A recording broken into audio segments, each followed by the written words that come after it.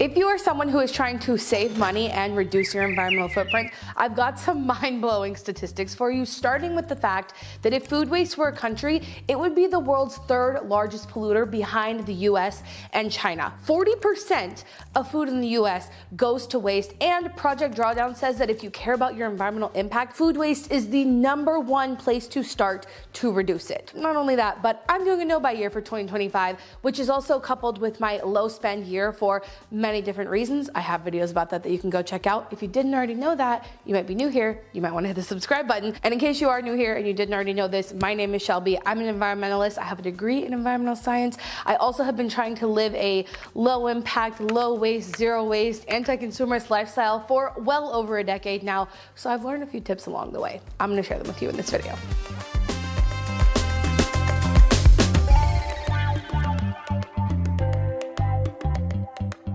Does anyone else feel that the quantity when you buy carrots and celery is just simply like too much? I bought this for something I was cooking a couple weeks ago, actually. I've been into making lasagna and testing out different recipes.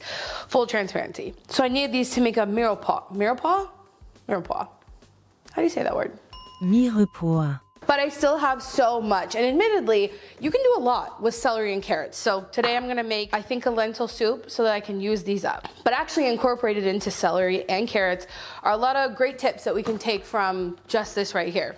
So let's talk about it. First of all, it's worth mentioning that these have been in my fridge for a couple weeks, and that in of itself is rare for a lot of different forms of produce, right? So one of the things that I've learned over the last several years is that choosing produce that lasts longer, if you're someone who knows that you're not going to get to the things you're buying in the next few days, is a great strategy for making sure that you're not wasting as much food. Like, for example, I do have broccoli in the fridge right now because I plan on making something with it tomorrow, and I bought it maybe the day before yesterday. If I don't know that I'm gonna get to something that quickly, if I don't have something already planned out, a recipe for it, then I'm gonna go for something like this because carrots last in the fridge a lot longer than something like broccoli.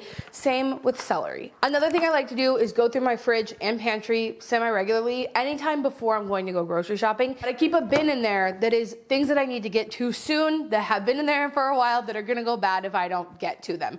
That's why the carrots are in the bin right now, because they've been in my fridge for a couple weeks. One thing that is not so fun about cooking at home a lot more is the amount of dishes there are to do. And we really need to get to this before I start using this up in my lentil soup. So let's do that.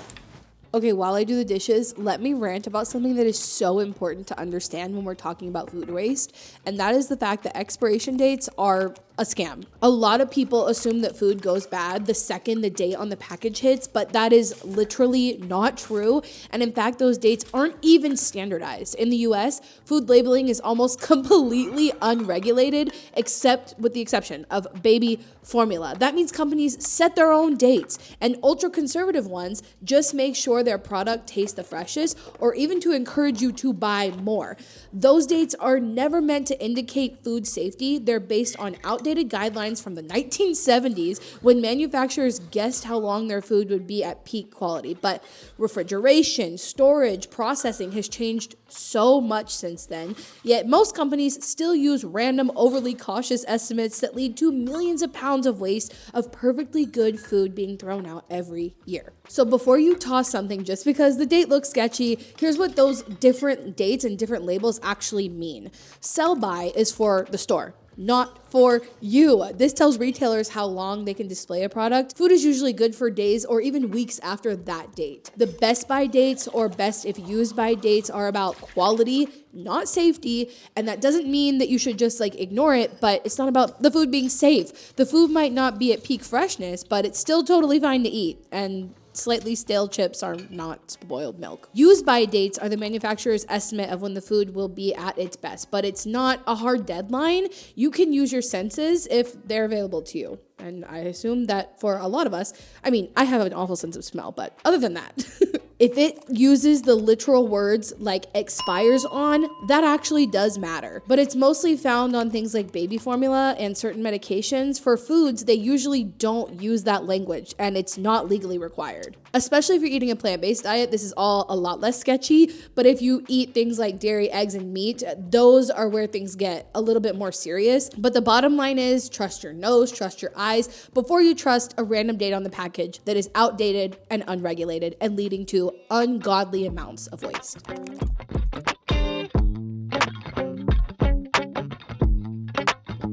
I think one of the best things you can do if you're trying to spend less money on groceries, use up like bits that you already have, etc., is to plan meals around like building blocks instead of looking up recipes. Because for a lot of my life, my adult life, I get kind of caught up in things I see on social media or things I do on Pinterest or being called to just like look up recipes, which am I the only one who looks up recipes but like realistically never makes them? And one thing about me I will say is I'm almost too self-aware for my own good. That is something I've noticed about the way I cook over the last like few years. But I think instead of doing that, if you're trying to use up what you have, spend less money, and ominously just like make your life overall easier, you should learn base recipes and how to incorporate things and have like go-tos that don't include looking up a gajillion different recipes and trying to put together new things all the time. And that's not to say that you have to eat the same stuff all the time.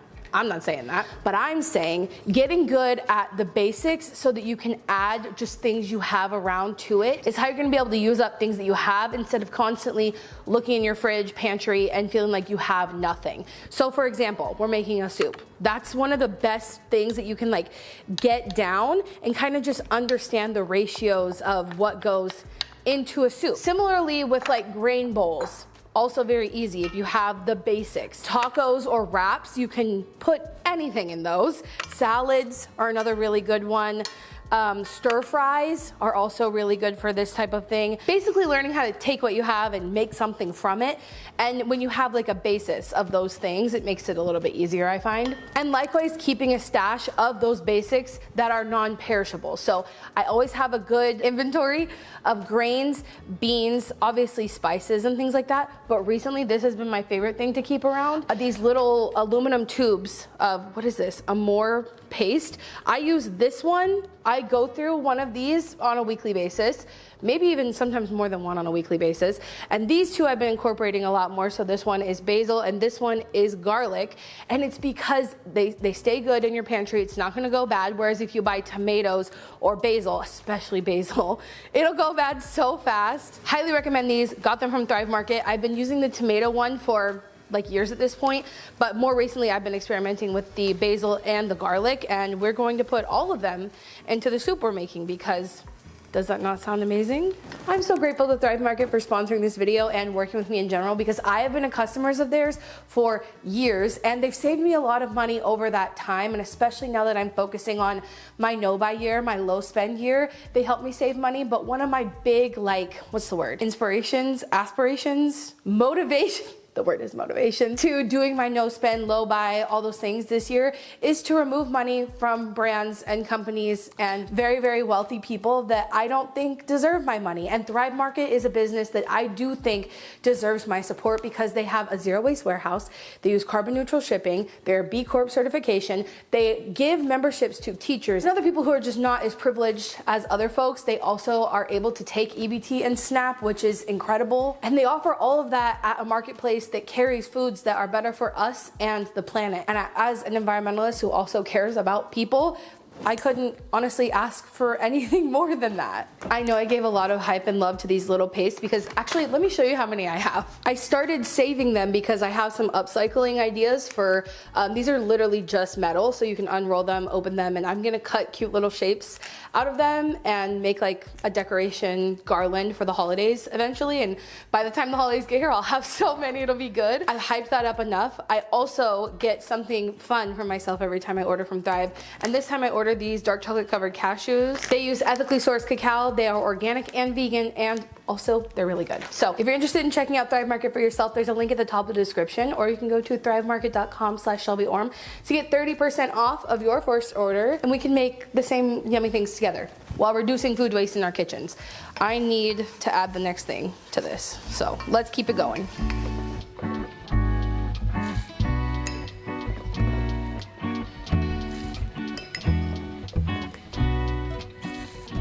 While we wait for our soup to simmer, let's keep the tips going. I think, like anything, when you're trying to be more budget conscious or environmentally conscious, is just to, in general, be more conscious about what you're doing. So being aware of what you have in your kitchen is so important. And with that, utilizing your freezer accordingly is going to help a lot. It's helped me a lot. I have the things in my freezer organized so that I know what I have. When I need to put something into it, I know where to put it so that I can keep track of what's going on. For instance, I know that my top shelf of my freezer, the little double drawer thing that we have, the whole top of that is just vegetables and fruits. Anytime I have a vegetable that's going bad, I know where I'm going to put it. It's going to go right in the top, and it'll be frozen. So the next time I want to throw it in a soup, like I am literally going to do today, I know where to look, and I've saved things that were in my fridge from going bad by putting them in my freezer and being able to use them later. Another way that I have saved money is by using every part of a vegetable or a produce or whatever it is. This is a huge shout out to my neighbor. She's very big into tinctures.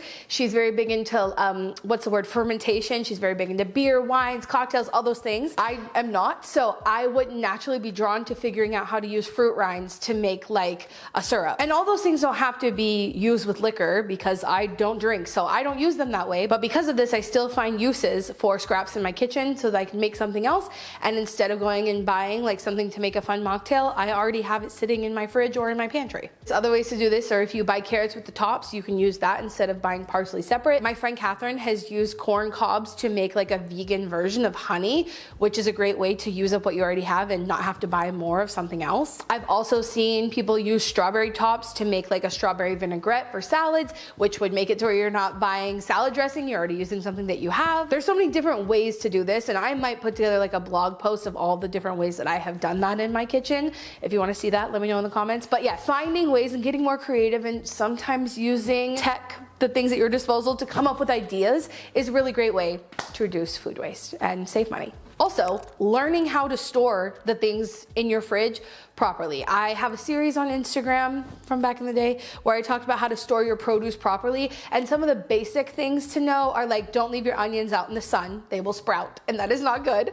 Don't store potatoes and onions together because they're kind of enemies. The different like fumes, I guess you would say, that they give off make each other go bad faster. If your carrots are going bad soon, storing them in water will help them stay very crispy. I actually really prefer to eat carrots raw once they've been stored in water. It's much better. Also, knowing how to use your produce drawers. I don't know if you know this, but there are little sliders on your produce drawers, and there's a reason for that. Some produce does better with lower humidity, and some produce does better with higher humidity, and opening and closing those things helps control that. So storing your things, even in your produce drawer the correct way, is a great way to make sure your stuff lasts long enough for you to get to it. Going to the grocery store more often is also a way that I feel like I have reduced the amount of money I'm spending on groceries, simply because I'm buying things at a higher frequency rather than buying everything at one point in the week and hoping that it makes it to the end of that week. My partner and I have also been doing this for several years now, since we lived in our old house, so it has to be over 3 years.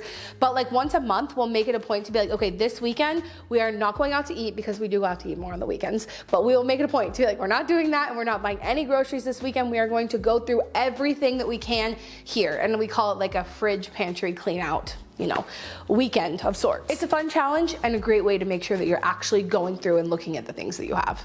I feel like a lot of my tips and things that I do are very specific to the weird inner workings of my brain, but one of the things that we changed up when we moved into this house, I think, is having specific dedicated spots for where food goes. In our fridge, the top shelf is for prepared foods or leftovers. So if you are looking to grab something quickly, you know exactly where in the fridge it would be. We also then have like dairy type stuff in the back right corner. Obviously the produce drawers, we have the things that like humidity and the things that don't like humidity stored appropriately. There are just specific places in the fridge for things so that when we're looking for something or wondering if we have it, we know exactly where to go. And I feel like that is not only helped my little brain understand things, but helped me realize what we have and what we need and go through things accordingly so that we're not buying more things when we already have them. I also have been trying to prioritize ingredients that are cheaper. So especially when you're eating plant-based, it's really easy to buy into different things that are kind of fancy and not necessary. I have really been trying to drill back down into the basics. And honestly, it's more creative and more fun, in my opinion, to do that. Now I find it more fun to build my recipes from things like legumes, tofu even, rice, beans, all those things.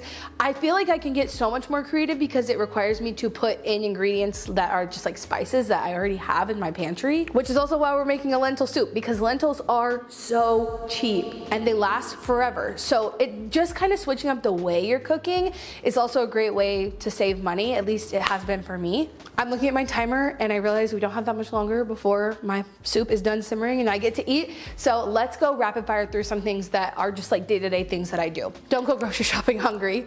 Just don't do it. I like to do pickup sometimes so that I don't have to go into the grocery store because it's really overwhelming for me and that messes with my decision making. So if pickup is like a good option for you, definitely take advantage of it. Take a picture of your fridge and pantry before you go to the grocery store at least. It's really good if you can go through and see what you already have before you go, but at a minimum, take a picture so that if you're like, do I have, you know, whipping cream or something like that, you make sure to know if you do or you don't. Check for the discounted section at your grocery store when things are like about to go bad.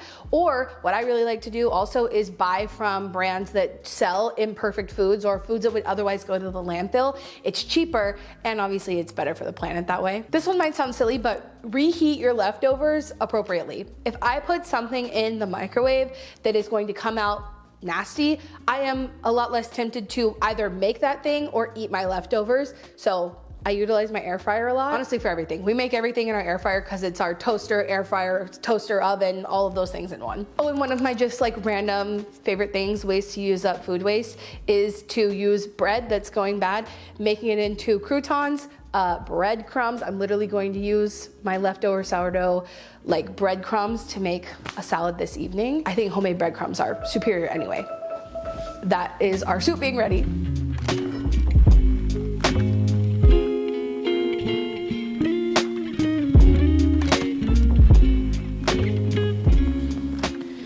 I don't have a proper bread knife, okay? But this one works fine if you just go a little bit slower. Don't judge me.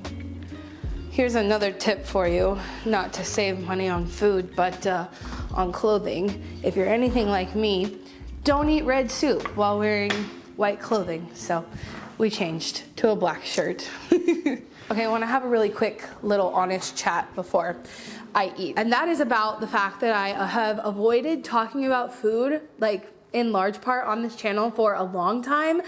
And the reason that is because when I talk about food waste, the comments are inevitable that people will comment, it's clear you don't waste any food, like because I'm not skinny. And anytime I talk about food, that conversation comes up in the comments. And I just, for a long time, I don't feel like I was equipped to handle those comments because I have been shamed for my size my entire life. And I don't need to see it on the internet every time I log into my channel where I'm just trying to give tips to help people from things that I've learned. With all that being said, if you like this video, make sure you give it a thumbs up and leave a like, and leave me a comment with any of your food waste, money saving tips. And I might literally make this a series where I like go through ways that I saved money or saved waste in my kitchen. Maybe we'll do it once a month, like a what I ate this month, ways I saved money and saved waste kind of series, because I've said it a gajillion times and I'll say it a million more. I have never been quite so motivated to save money as I am in 2025. At first it was for frivolous reasons, and I always said that it was in part because of the upcoming administration and the subsequent effects from the economy.